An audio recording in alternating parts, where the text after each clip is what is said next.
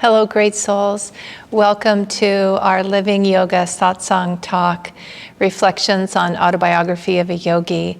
Let's take a moment together to pray to begin our time. Heavenly Father, Divine Mother, friend, beloved God, great masters of self-realization, Jesus Christ, Babaji Krishna, Lahiri Mahashaya, Swami Sri Yukteswar, beloved Paramhansa Yogananda Ji, saints of all religions, friend and guide Swami Kriyananda, we humbly bow to you all. Guide us in our time together as we study these sacred teachings of yoga, brought to us by Yogananda and this line of gurus. Help us as we explore today this chapter to receive the gifts that are offered to us, to apply them to our journey, and to be a light, a divine light to all. Om, peace. Amen. Okay, so this week we're looking at chapter 18. Make sure I'm giving you the right number here. A Mohidian wonder worker. So this is really a fascinating chapter with many lessons about the spiritual journey. And I was reminded as I was reading it how much it aligned with our Sunday service this week. So this week, today is the 8th, the 7th of June, in 2021. I'm mentioning that because the Sunday service was the 6th of June, 2021, and Sai Ganesh gave a beautiful talk on the topic of how devotees fall. And really, that's exactly what this chapter is about.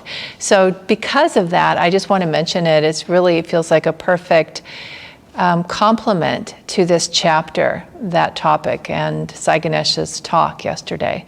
So what happens here is that the chapter begins with Sri Yukteswar visiting Yogananda in his college and a room that he had rented, that he was staying in.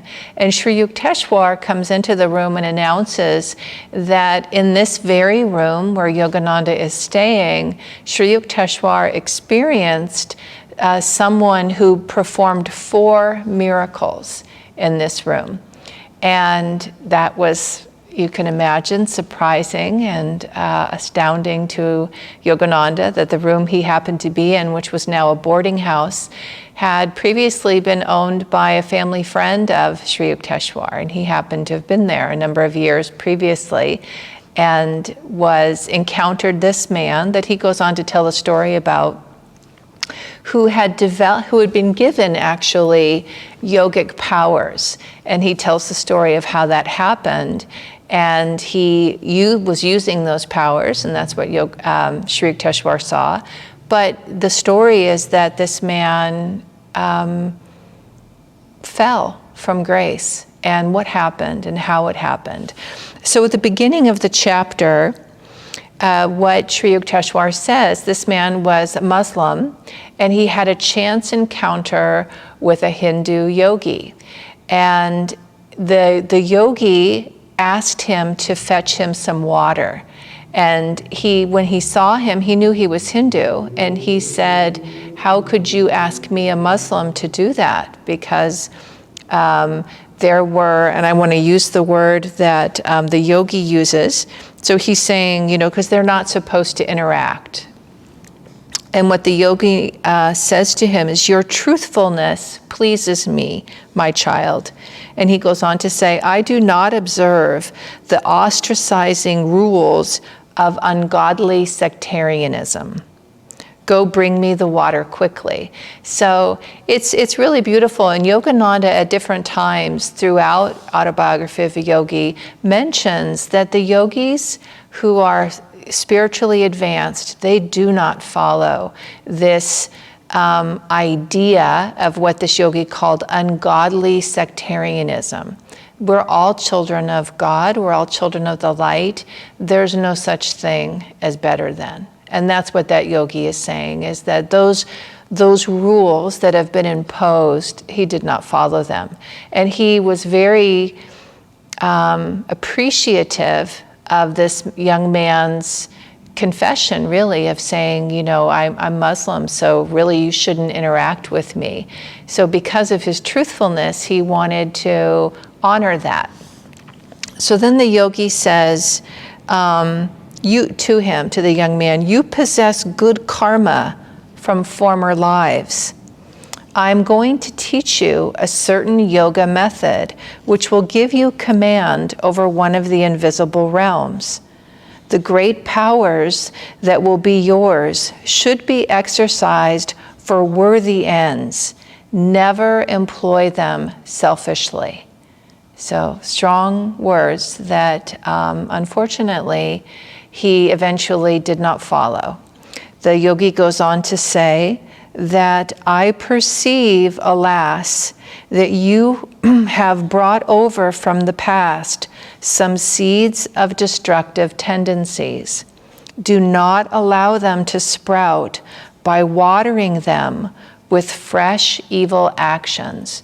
So this is a core teaching in yoga philosophy, that we have mixed karma. So we have, in yoga practice and in yoga teaching, when we talk about good karma or bad karma, ultimately one of the ways to evaluate that, to know, well, what is good karma? Like, how would I know if it's good?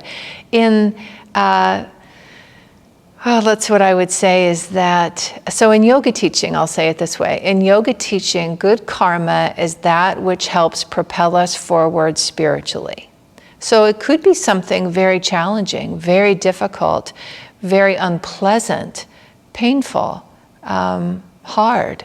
And it would be easy to look at that and say, oh, bad karma. I must have bad karma because I'm encountering financial difficulties. I must have bad karma because I'm in relationships or a relationship that's very difficult. From the yoga perspective, that is not bad karma. What would make that karma, any karma, bad would be that which obscures the divine light within us and that which pulls us away from self-realization, which is realizing our divine nature. So the opposite, let's say I have a lot of money and all my relationships go very easily and I always find work that turns out well.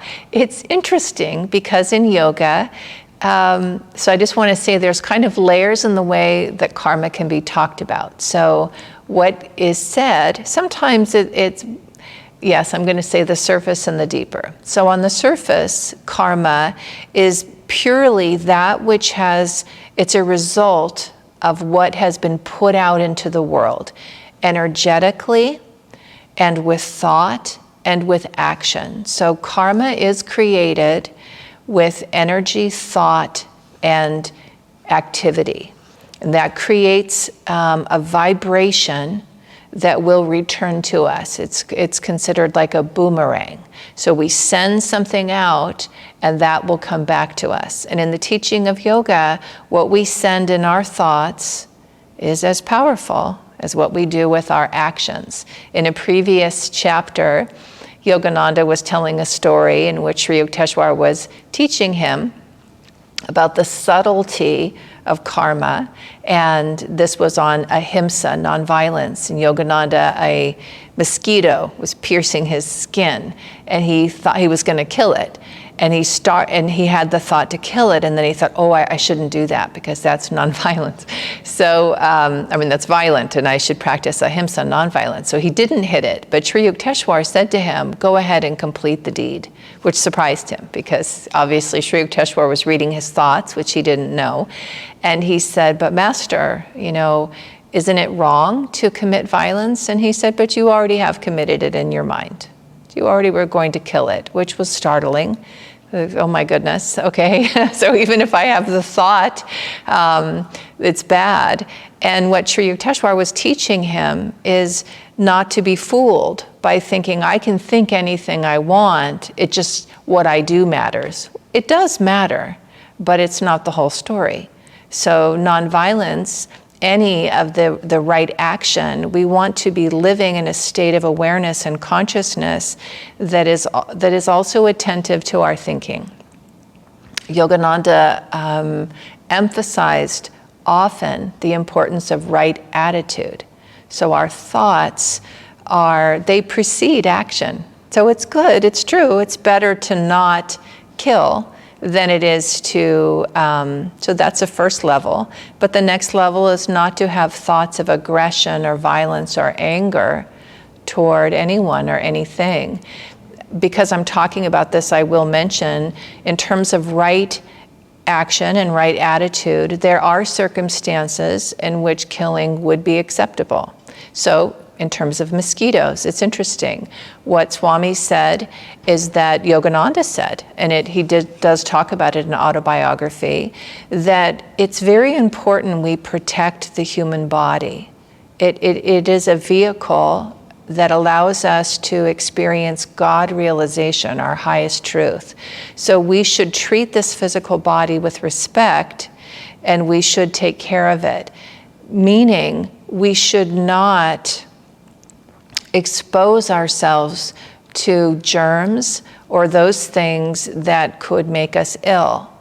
And so for that reason, it would be okay to kill germs, boiling water or doing something to protect ourselves from mosquitoes. Mosquitoes can carry disease. So it's not that we don't ever kill anything, but it's why we're killing and the attitude we have when we're killing. And I mean, as much as possible, don't kill. It's much better not to. But anything that we are doing in that direction, be doing it from a perspective of loving kindness. So in this case, karma, and talking about mixed karma, so that which is a energy that's gone out. So here it says evil tendencies. So there is, what else can I say about good karma? So first let me focus on that. So good karma is thought of in a couple of ways, right? I'll go back to what he said. You possess good karma from former lives. So if we think of good karma in this context of that which aligns us with our highest self and keeps us moving forward in that direction, thoughts, actions, consciousness, it's good karma because it's aligned with the truth of divinity, of who we are. And that truth is a blessing for our own life and for all lives. So that the highest reality is a blessing for all. So if I've brought forward good karma would, in yoga teaching and yoga perspective, it would bring you to this talk today, or a talk like this. That would be considered good karma. You'd want to be knowing about the autobiography. You'd want to be knowing spiritual teachings. That's considered very good karma. Yogananda was known to have said one of his famous statements about someone concerned about their karma, not feeling like it was very good. And he said, you have to have very, very, very, very good karma to even want to know God. To even want to know God, you would have to have very good karma for that. And so he said that to be reassuring, because it's easy to judge ourselves and feel like, oh, my karma must not be very good because I made a mistake, and gosh, I can't seem to get these practices down, and maybe my sadhana's not that great. I've noticed in my own life and with other students and friends, it's very easy to judge ourselves. And so inappropriately, falsely, to have a false notion about really how we're doing. So Yogananda said, to even want to know God is extraordinary good karma. So like rest with a certain sense of reassurance in that. Now that being said, don't be complacent. So the yogi goes on to say, you have good karma, which would have this young man be honest. Okay, so that's that honesty, self-honesty, non-lying of the yamas. He had that. So he had that. And this yogi was recognizing it and saying, because of this, I'm going to bless you with a yogic power. But be careful, because you also have karmic tendencies. Don't water them with fresh evil actions. So actions, this is part of how we navigate karma. Don't create any new karma that's destructive or evil, bad karma, that which takes us away. So a selfish motive, that's not our pure nature. Our nature is not selfish. That's not, we can fall into that habit, but it's not who we are. So anyway, so he's talking here about mixed karma. He's offering a warning. Okay, so the complexity of your previous karma is such that you must use this life to reconcile your yogic accomplishments with the highest humanitarian goals. So part of what we can do in our life and in our yoga practice, outwardly, we can behave in such a way, practicing, in essence, the yamas and niyamas. They are the perfect guide in yoga practice for right behavior and right attitude. They will always guide us perfectly. And he's not mentioning them here, but I'm mentioning them because they're mentioned previously, and it's a core teaching of yoga and yoga philosophy, the yamas and niyamas. If you follow those, if I follow those, I am assuring myself the best possible outcome for reconciling karma. Until we reach the point of complete self-mastery and self-realization, we can expect that our karma is mixed. It's mixed karma, so it's okay. We don't have to feel badly about that. But back to Sunday services talk, devotees can fall. Very highly advanced souls can trip up and fall, and we want to be careful about that. It's it just can happen. So that's why the teaching is here, so that we recognize. There's a book, a pamphlet that Swami Kriyananda wrote called Sadhu Beware. And it's it's a beautiful guideline for be careful and how to practice a spiritual life and a spiritual way of life, with the understanding that if we aren't careful, we can become complacent. If we aren't careful, it's the other side of feeling like, oh, I must have bad karma. Well, that's not the right way. It's not right attitude. Well, the other side of it is, I've got great karma. I don't need to worry about a thing. Everything's going well. And it's surprising to think, well, that I can say, that's not a common thought for me to have. And I wouldn't say that I encounter that a lot with other students or friends.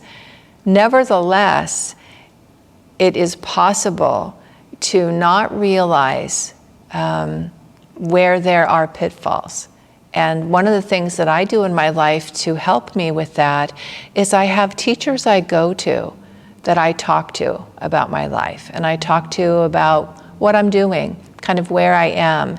So periodically, it's not an everyday thing, but periodically I will arrange to meet with one of my teachers here at Ananda, one of the ministers, and I will ask them, I will just let them know, here's what I'm doing, here's what's happening, here are the decisions I'm making. So in general, I will do that so that I can receive their feedback, their sense of how things are going for me. Asha tells the story at a certain point in her journey when Swami Kriyananda, she would see him and he would say, how are you, Asha? She developed a practice of saying, I don't know, sir, how am I? And that was her way of saying, you tell me. I don't want to assume I know. Now that could be misused, because I told the story previously in one of our talks, how Swami Kriyananda would not share information if he felt that someone was overly relying upon his feedback. Then he wouldn't say. He wouldn't give feedback because he knew that student needed to develop their own internal voice, their own understanding of how they're doing. And this is really a reflection of yoga. It's not black and white. It's not always this way or that way. It's nuanced. And this is part of our individual journey of awakening. We are individual sparks of the divine, and we will need things in our own particular formula, our own particular recipe that work for us. And it's something I value deeply at Ananda, is that understanding. It has always been offered to me as a student from my teachers here that no one is imposing upon me a set way of doing it. Right? There are guidelines, they offer guidelines. Now, myself as a teacher, I offer guidelines, but I understand that I want to help a student find their way within the teachings. And so here, these are broader principles, broader ideas of mixed karma. We can get into trouble. So I'll move on. So this idea of reconciling our life. Let me add another piece here that feels very relevant. So Yogananda brought the teaching and practice of Kriya Yoga. And later in the book, it's talked about, there's some thrilling chapters on Kriya Yoga. And the reason I want to mention it is that ultimately, Kriya Yoga will resolve our karma for us, and it is said to purify and dissolve the all karma, which includes the seeds of past bad karma. So those things that, those patterns, those habits that would lead me away from my own divine truth. And I just want to mention that meditation is also a practice of doing this, and Kriya Yoga is a particular technique of meditation that Yogananda brought to the West. So this feels very relevant since I'm talking about reconciling karma and resolving karma. It is the most powerful way to do that in yogic teaching and in this path of yoga teaching. Okay, so I'll move on here. So the master then gives this tool to the young man, and this young man practices it. So it says that Afzal, I think is how you say his name, Afzal faithfully followed his yoga exercise for 20 years. It's a very long time. His miraculous feats began to attract widespread attention. It seems that he was always accompanied by a disembodied spirit, whom he called Hazrat. This invisible entity was able to fulfill his slightest wish. Ignoring his master's warning, Afzal began to misuse his powers. So then it goes on to say and share stories of how he became selfish in these powers. One of the things that's very interesting, so part of the power that he had, anything he touched could become his. So he began to go into jewelers and he would ask to look at something. Well, he would look at it and it would become his. It would disappear and he would have it. And then later in the story, he works a miracle where he produces fruit, he produces food, he produces gold plates. And Yogananda said to Sri Yukteswar, if he could produce it, why would he steal? Why would he take something that belonged to other people? And Sri Yukteswar said, it's a past tendency, right? It's greed. So he had a past tendency of that. Because you would think, well, why would you do that? You don't need to do that. You have this power to create anything. But he fell. And for many years, he stole from other people and he misused those powers. So then towards the end of the chapter, I want to go to that part. Let me see here. Okay, so at the end, he is... Sri Yukteswar said he never saw, so he saw these 4 miracles, and then he never saw this young man after that. But then he heard the story of what happened to him.